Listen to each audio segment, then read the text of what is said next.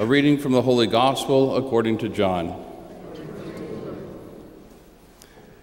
Many of the disciples who were listening said, "This saying is hard. Who can accept it?" Since Jesus knew that his disciples were murmuring about this, he said to them, "Does this shock you? What if you were to see the Son of Man ascending to where the flesh is of no avail? The words I have spoken to you are spirit and life. But there are some of you who do not believe." Jesus knew from the beginning that ones would not believe and that one would betray him. And he said, "For this reason I have told you that no one can come to me unless it is granted by the Father." As a result of this, many of the disciples returned to their former way of life and no longer accompanied him. Jesus then said to the 12, "Do you also want to leave?" Simon Peter answered him, "Master, to whom shall we go? You have the words of everlasting life. We have come to believe and are convinced that you are the Holy One of God." The Gospel of the Lord.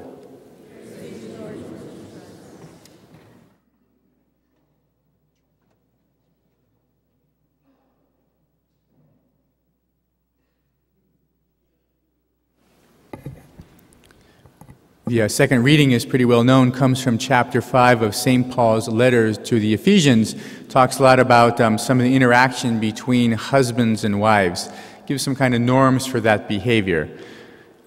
May be good for us to see that even as it talks about husbands and wives, as we look at the exegesis of the passage, maybe some way of applying that to all of us as well. And so St. Paul, the passage today, begins by saying, "Be subordinate to one another out of reverence for Christ." And so he's talking about brothers and sisters. It's a plural you there. If you heard at the beginning of the reading, it was brothers and sisters, be subordinate to one another out of reverence for Christ. So St. Paul's advice is to all Christians to be submissive or subordinate to one another. Because Christ was that way. He was humble and he laid down his life for us. And because there's Christ present in other people.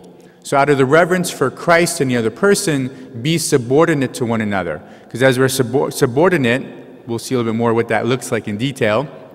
As we're subordinate to one another, we're subordinate to Christ. Out of reverence for the person of Christ inside of each person. The next line, St. Paul says, is, "Wives to their husbands as to the Lord." And there's no verb in that sentence, right? So the verb you pull from the verse beforehand. So, brothers and sisters, be subordinate to one another out of reverence for Christ. Wives to their husbands as to the Lord. What's the verb? Well, be subordinate, right? It's just a logical, makes sense for us, even in the English language. We pull the verb from the sentence beforehand. So, wives, be subordinate to their husbands as to the Lord. They're commanded to do the same thing towards their husbands as Christians are called to do to one another. So, there's a mutual subordination that goes on. Serving the people around you is what that looks like. Putting their needs ahead of your own needs and your own wants. Thinking first about others and lastly about yourself. So that the needs and the wants and the desires and the well-being of other people are more important than that of yourself. And we do all this out of reverence for Jesus, who acted like that himself and subordinated himself even to the point of death. St. Paul talks in a little more detail now about husbands and wives and their interactions. But maybe it's good to see that even though not all of our actions are on par with husband and wife, there are some people that we're more willing and able to be subordinate to and also to love.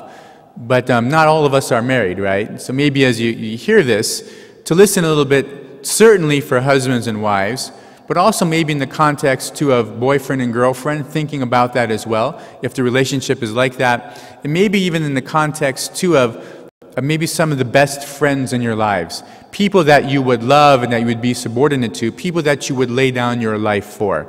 But again, primarily, uppermost, for husbands and wives. So St. Paul says, the husband is head of his wife as Christ is head of the church. So he draws that analogy that the husband is like Jesus because Jesus is married to the church. And that's all throughout the New Testament, that the bride of Christ is the church, the people of God. Then St. Paul says, husbands, love your wives, even as Christ loved the church and handed himself over for her. So the key idea then is, how is Jesus head of the church? How is Jesus love his bride, his wife, the church? What kind of head, what kind of boss is Jesus in relationship to his wife, the church? Because that's how husbands are supposed to be head of their wives, and how husbands are supposed to love their wives. Is Jesus a dictator? Is Jesus mean? Is he insulting? Is Jesus petty? Is he whimsical? Is Jesus selfish or self-serving? Is Jesus lazy? Is he authoritarian? Is he bossy? Is he uncaring? Is he unsympathetic? Is he not listening well? What kind of head, what kind of boss is Jesus? Because that's what husbands are supposed to look like in terms of their wife as well. And so, just like Jesus is a good head of his wife, even to the point of handing himself over unto death. And so the idea is that, as St. Paul talks about husbands loving your wives, you do that unto death, because Christ loved us, his bride, unto death as well. We hand yourself over.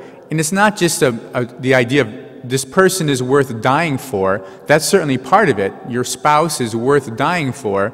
But also the idea that even on a daily basis, you hand yourself over. You hand over your needs, your wants, your desires, to put hers first is part of the idea. So, husbands are commanded to love their wives and to lay down their lives for their wife. The wife is commanded to be subordinate to her husband. Both of them are commanded to be subordinate to each other, and all Christians are called to be subordinate to one another as well. And all of this is done out of reverence for Christ, who is our husband, and who did all this himself, handed over himself for us. Suggests that in many ways it's much easier to be subordinate than it is to love. Love can cover being subordinate as well, but how willingly one might submit or be subordinate to someone who loves them a lot. Right? If somebody loves you enough to lay down their life for you, it may not be so difficult to be subordinate to that person.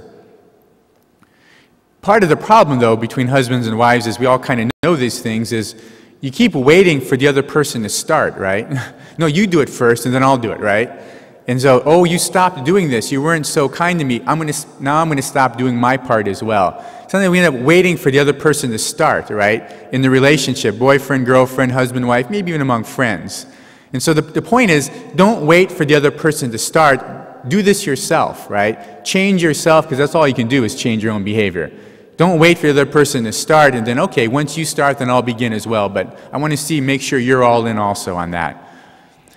Rob Bell is a Christian pastor, wrote a book called Sex, God. A lot of this comes from here, and he gives an example of a couple who came to him for marriage counseling. And they'd been married for 7 or 8 years or so, and they'd have some problems, and eventually he ended up hitting his wife, unfortunately. And as they're talking in Rob Bell's office, get into a heated argument, and the husband eventually turns to Rob Bell and he says, "You see what I mean? She just won't submit." And Rob Bell turned to him and said, "Well, so will you submit to her?" And so that made him even more mad, right? The husband got even more angry, and that was kind of the end of the conversation, the end of marriage counseling. But the idea that it's mutual. And Rob Bell writes that there's a common warped idea that the husband's the leader, which means that she's supposed to do whatever he says, and then he gets frustrated when she doesn't listen, and things don't go his way. And then sometimes he actually quotes this passage from Ephesians, "But you're supposed to be submissive to me. You're supposed to be subordinate to me. The Bible says so, right? You're supposed to do that." And yet the husband's waiting for his wife to be subordinate is actually a failure of leadership on his part. If he's the head, then he surrenders his wants, his desires, and his plans. If he's the head, then he dies to being in control and serves her.